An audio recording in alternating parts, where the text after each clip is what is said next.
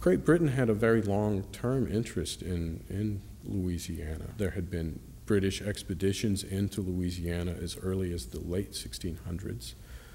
In 1699, the British East Carolina Company sent a ship to basically reconnoiter the Louisiana coast, and that vessel, which was commanded by William Bond, did ascend the Mississippi River in 1699 to a point about maybe 9 or 10 miles below New Orleans, and there he encountered the Sieur de Bienville, who was able to convince the captain of this British vessel that the French were well established upriver, and the Englishmen turned around and headed back down to the Gulf, and the point where that happened has ever afterwards been known as English Turn.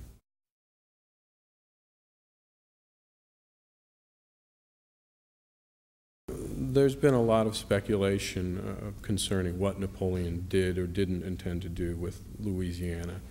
I believe early on, from what I understand, early on he did want to establish Louisiana as a sort of a supply colony to the more profitable French sugar colonies in the West Indies. Certainly Saint-Domingue was really the jewel of the American colonial possessions of France at that time. And I believe Napoleon viewed Louisiana more as an agricultural supply colony that would be able to ship food and other necessities to Saint-Domingue and really put both of those colonies on more of a paying basis for France.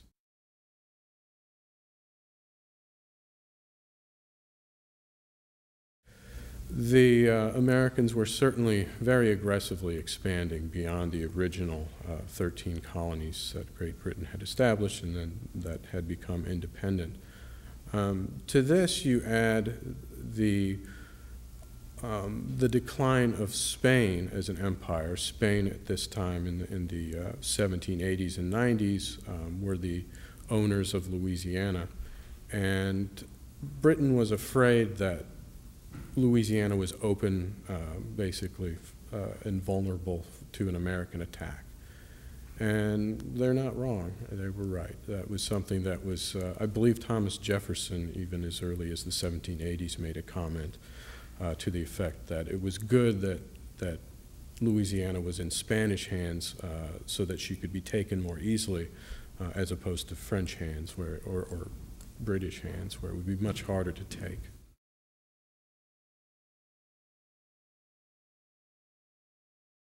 Andrew Jackson, early in life, seeking opportunity that he couldn't find where he grew up in, I believe, the Carolinas, crossed the Appalachians into what is now Tennessee, and read law with a country lawyer or judge in the small frontier towns, and he eventually got a job as a circuit judge, where he would after he became a lawyer himself. And as a circuit judge, he would basically ride a circuit many miles, spend a lot of time on his horse, and he would go around and he would hear cases and would render judgment of those cases.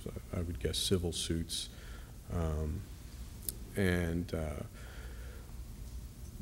As part of that, which was a very strenuous lifestyle, basically it was he alone was riding a horse alone in what was often hostile territory, from settlement to settlement.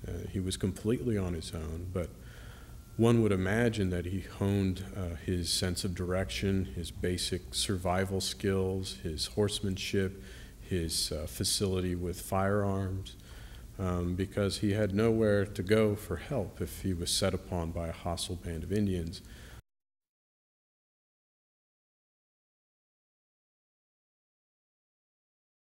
Andrew Jackson became politically connected during his career as a circuit judge.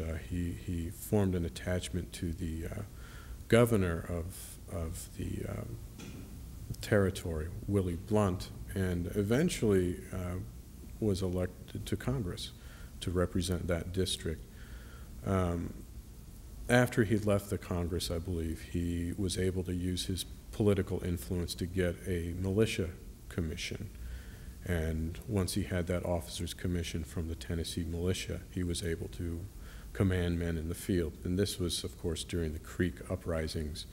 And he took the Tennessee militia into the Creek Nation and won several important victories down there, culminating, of course, in the Battle of Horseshoe Bend.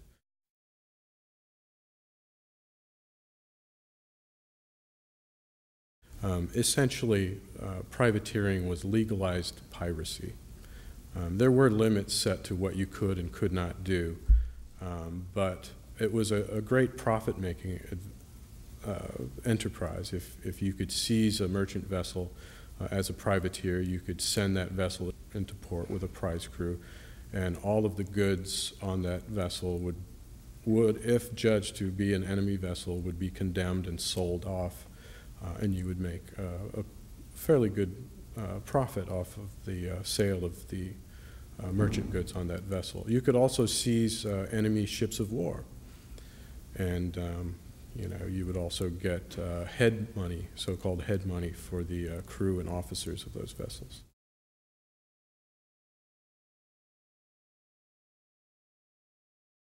During the War of 1812, one British tactic was to enlist the aid of the Creeks that were hostile to the Americans. And in fact, there were several attempts to organize the Creek Nation against the Americans and essentially open another front in the American War. A Royal Navy captain named Captain Pickett landed in Apalachicola, which is now in Florida, with the intention of meeting with a delegation of Creeks and arming them, just giving them hundreds of muskets and powder and balls and everything they needed to make war against the Americans. There was another British mission led by Captain Percy of the Hermes frigate and a colonel of the Marines, Colonel Nichols.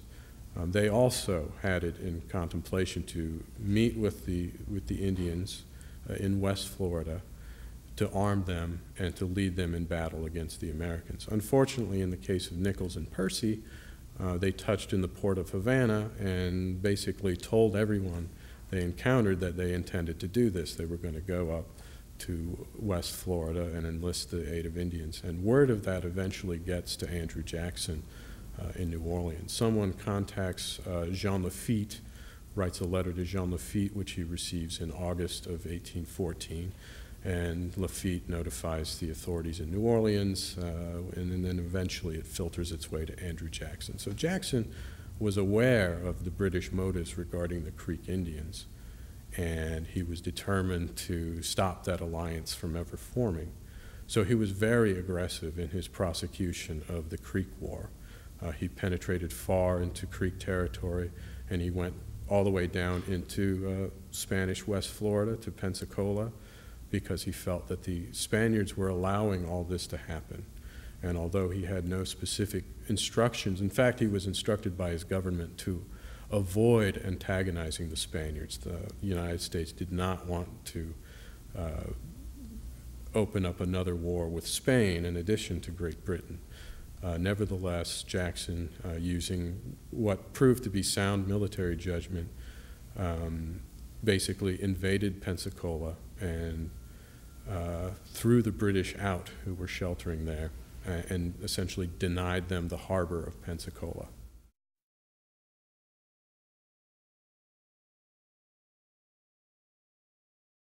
Lafitte was a very smart man. He was certainly an able businessman. I don't know that he had any firm sense of what the outcome of a battle between the Americans and the British would be. Certainly, the British Army was the most powerful army in the world. Certainly, the Royal Navy had full control of all of the seas around North America. There was no question of British military supremacy. So it's a little counterintuitive that he would choose to throw in his lot with the Americans, because surely he also knew that the city of New Orleans was not very well defended. that there were very few regular Army units there. It was mostly militia, poorly trained militia at that, but nevertheless, he made his choice and stood by it.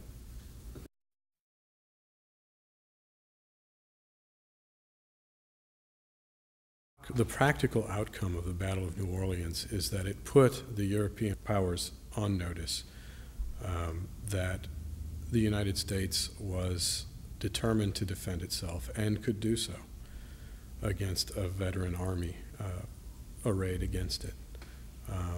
It had an incredible galvanizing effect on the American public. And certainly, I think in Louisiana, it made people here feel more a part of the United States. The United States had provided for their defense and had defended New Orleans and had essentially put its claim on Louisiana as being permanently a part of the United States. Now, Louisiana had become a state in 1812, possibly as a political means of ensuring that connection between Louisiana and the young republic, the United States. But it wasn't until the practical victory over the British in New Orleans that Louisiana, in fact, became a permanent part of the United States and a part that could not be wrested away by one of the European colonial powers.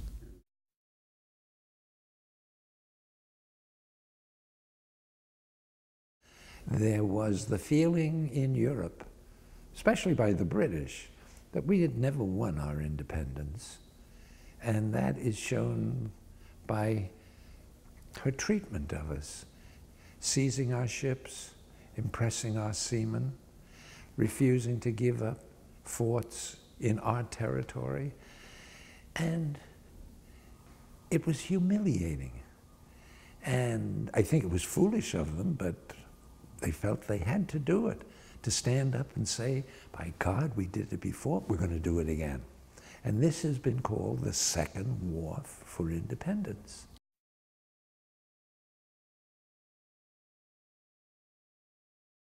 That was really one of his great accomplishments. He recognized that it was a heterogeneous community of French and Spanish and German and Italians and Cajuns and Creoles, and he appeals to them, he says, as Frenchmen, as Americans. And I think they recognized that they were Americans, even though they had different backgrounds. And they knew that if the British succeeded and captured New Orleans, they could destroy this city in terms of robbing it. Booty and beauty were the catchwords. That's what they were after. Beauty, women, and whatever was worth carting off. And what would have been left of this city? Jackson himself said he would have burned it. So one way or another, you know, they're looking at a catastrophe. And so I think they came together behind Jackson in order to save it and save themselves, and they did.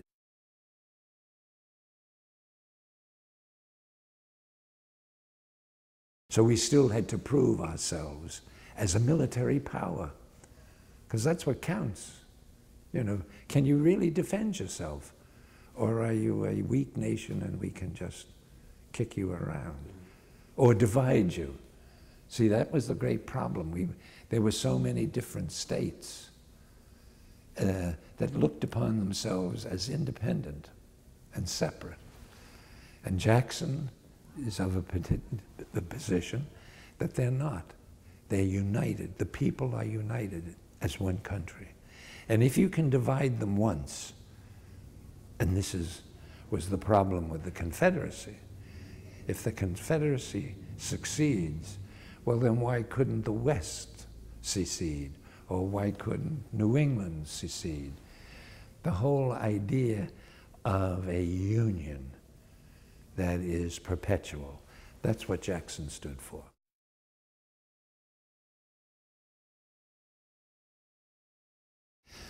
Once they reached the Mississippi, they should have turned north and come right to New Orleans, but they didn't. And part of the reason was that they thought they were going to be facing a much superior force, which wasn't true.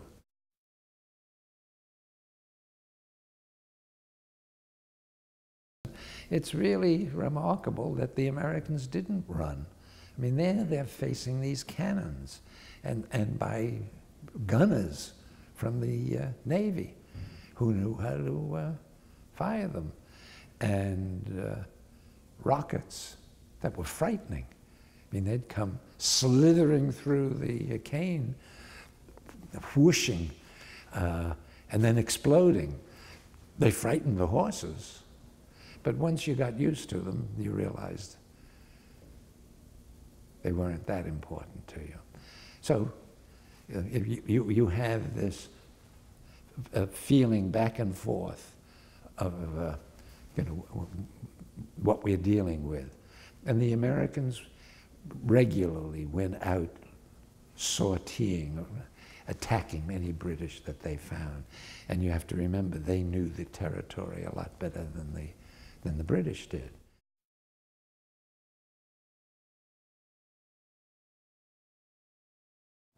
Maybe both. Jackson wins it, of course. Jackson did all the right things. He attacked when he had to attack. He defended when he had to defend.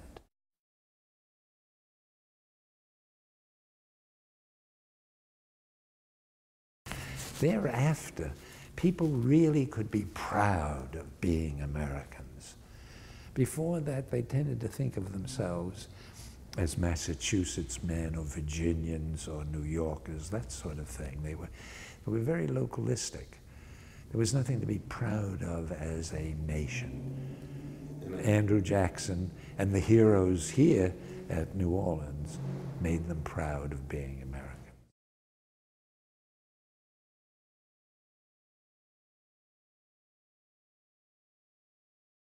The night battle of the 23rd was perhaps not a great disaster for the British, but it certainly was unexpected.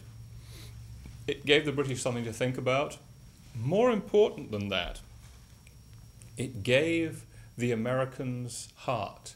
It gave the defending forces an idea that they were not just going to sit there and take it. They could actually take the battle to the enemy.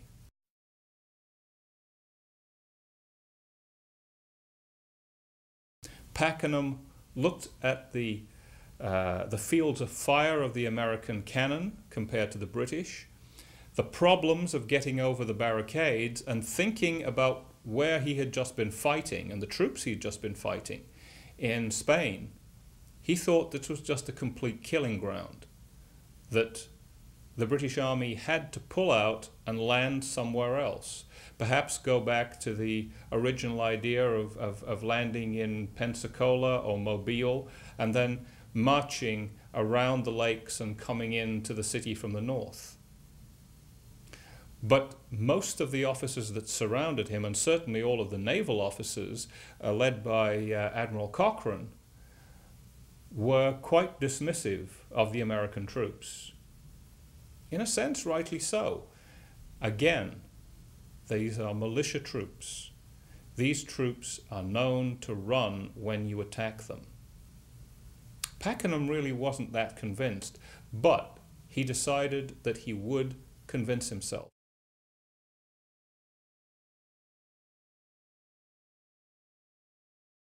Ever since the reconnaissance in force on the 28th, where the British troops were really frustrated at not being able to attack over the barricade and get at the Americans, they have felt nothing but frustration.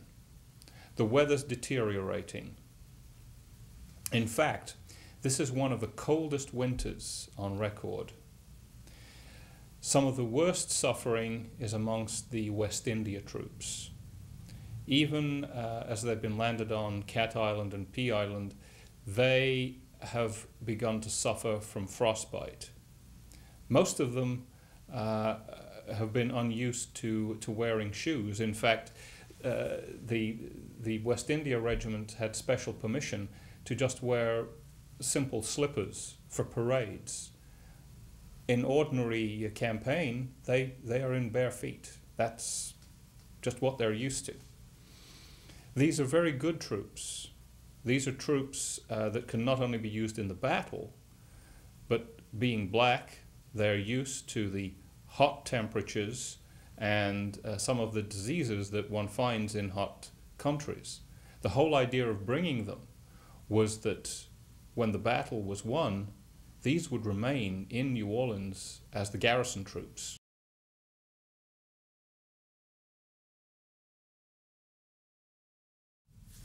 A decision has been made to use the Villeray Canal, the canal by which all of the equipment is coming in anyway. The boats are to be brought in and placed near the river. Then a dam is to be built behind the boats, blocking the canal. The canal is actually lower than the river. Then, when everybody is in the boat, the levee will be cut, allowing the river water to flow into the canal, thus raising the level of the boats. The boats can sail out into the river, immediately cross, offload the troops, and then attack the American emplacements.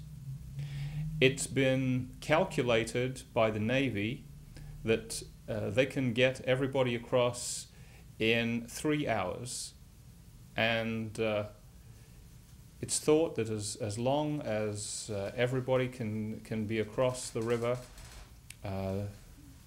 by 5 o'clock in the morning, that they'll be able to attack and take the American positions, and therefore at least deny those guns to the Americans.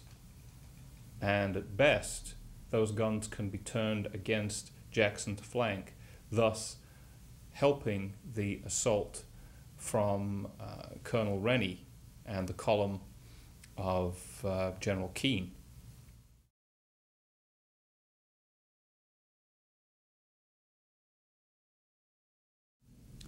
General Keane himself was very lucky in one respect. He was wounded. He was wounded in the groin area. The bullet went deep into the groin, and he was then carried back to the fleet to be operated on. Now, of course, very dangerous to start digging around in the groin to find a bullet, particularly back then. It was almost certain that the femoral artery would be cut and he would die. However, it was noted the cloth of his breeches had been carried into the wound by the bullet. His breeches were made of a material called kerseymere, which is actually a woolen cloth, but woven in the jersey style, so it's very, very stretchy. It was found that by gently pulling the cloth, the bullet popped out. It had not actually broken through the cloth. So Keane actually went on to a long career in the military.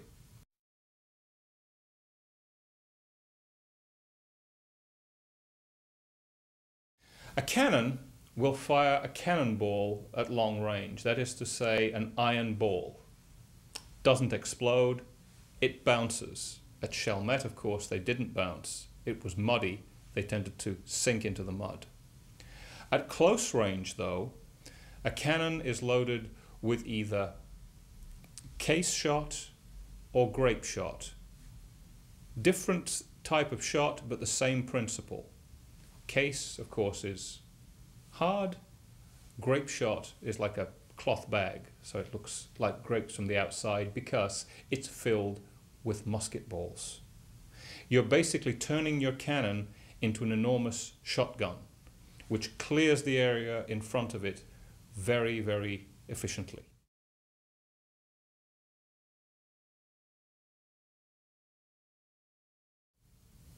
I think Wellington summed him up very well when he said, he is perhaps not the brightest, but he is one of the best that we have.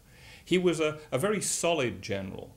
He was somebody on whom the troops can rely. He wasn't a great innovator. He wasn't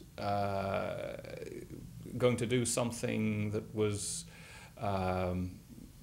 very spectacular, but he was somebody who could be relied upon to do the right thing at the right time. And he did the right thing. He even did one or two unusual things. Going with the plan, for example, to capture the West Bank was really quite innovative. But everything he tried failed.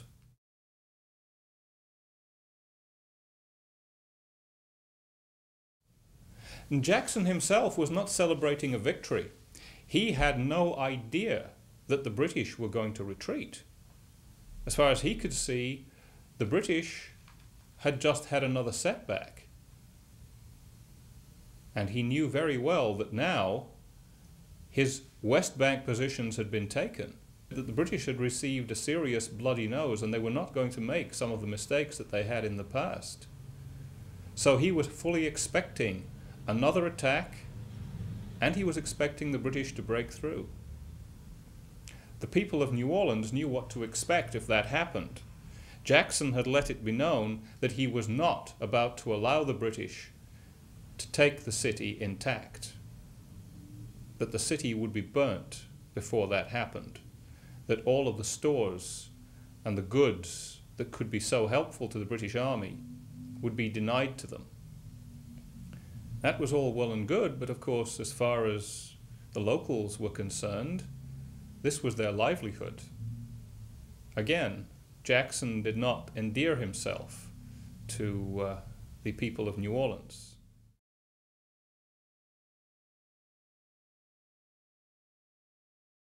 On the 6th of February, the British troops leave anchorage at New Orleans, and on the 10th of February arrive in Mobile Bay and attack Fort Boyer, which is then captured. On the next day, the 11th, General Lambert receives the information that the Treaty of Ghent has been signed and that has been ratified by the British government. He releases his prisoners, although he doesn't give them back the captured flags, but the British and the American officers celebrate together that the war is over and the British fleet prepares to leave. It's not until the 14th of February that the Treaty of Ghent is officially ratified by Madison and the American government. And it's then on the 17th of February that there is an official declaration in Washington that the War of 1812 is at an end.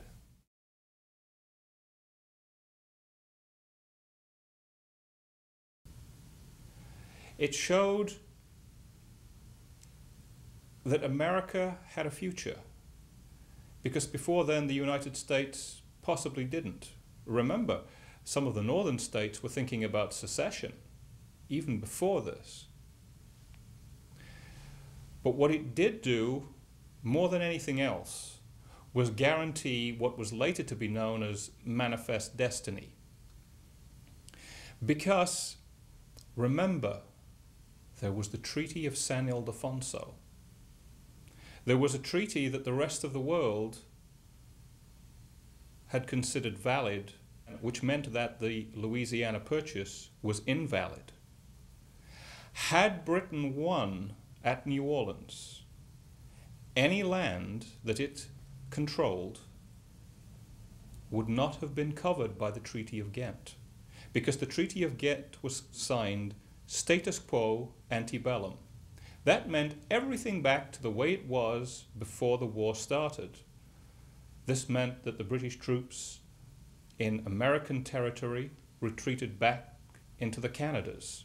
It meant that American troops in the Canadas retreated back to US territory.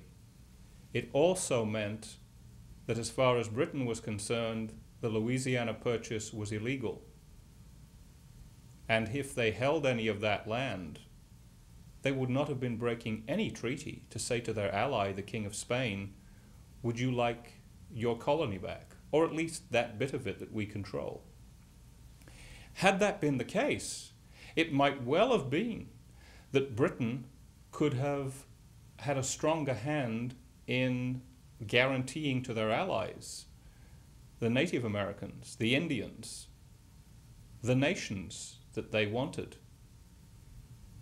We then have the 13 colonies bounded by Spanish-controlled Louisiana, or at least partially, and other lands that are controlled by the Indians.